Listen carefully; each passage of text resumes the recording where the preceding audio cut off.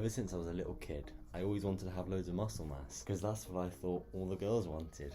How wrong I was. I used to watch Brendan Mears. He had these ab and body weight workout routines, and I always followed them under the false assumption that they would get me jacked in 30 days or whatever it was. After that, I went to Insanity. It's a workout DVD, and you follow along, again, all body weight stuff, under the impression that I would get that muscle mass that the guys in the video all had. Half of my issue was that I never really stuck at it. The other half was that it never told you anything about nutrition, sleep, recovery. So I would do the training, the next day I'd be too tired or too sore to do another day. When I first consistently going to the gym, I was 17 and I just came out of a pretty intense relationship, and I needed something to fill that very wide void of pain. At this point I was in boarding school, absolutely loving my current life situation. Not.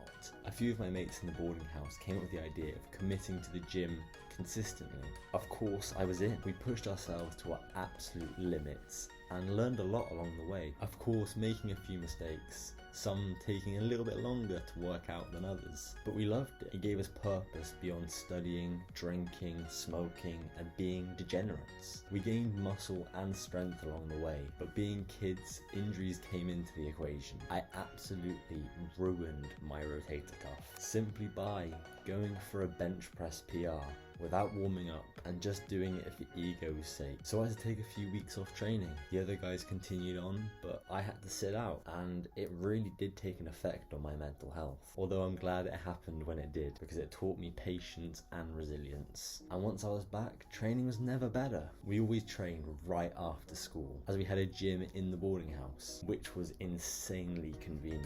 So we'd get back from class, smash down some quick carbs, which was normally biscuits or some fruit, make up our creatine, and then head down into the basement to start training. The gym music would always be blasting, and the energy would always be extremely high. And any issues we were battling, we would just talk about and work through together, or turn that mental pain into physical pain by pushing harder than last time. Regardless, the gym was just such a special place and allowed us to express ourselves through more than just words. After each gym session, we'd all pick a dorm to go and sit in, and we'd smash down our mass gainer protein shakes. Cause you know, eat big to get big.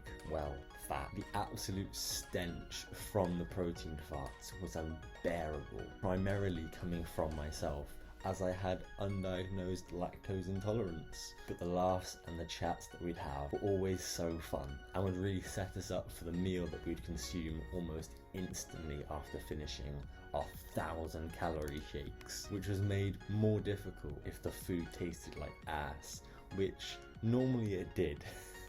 But calories were calories, and they needed to be consumed. The gym gave me confidence, improved sense of self, and a place that I can call home. I'm so grateful for every person that I trained with or by in that gym, because we were all there for one reason, and that was to get absolutely jacked as fuck.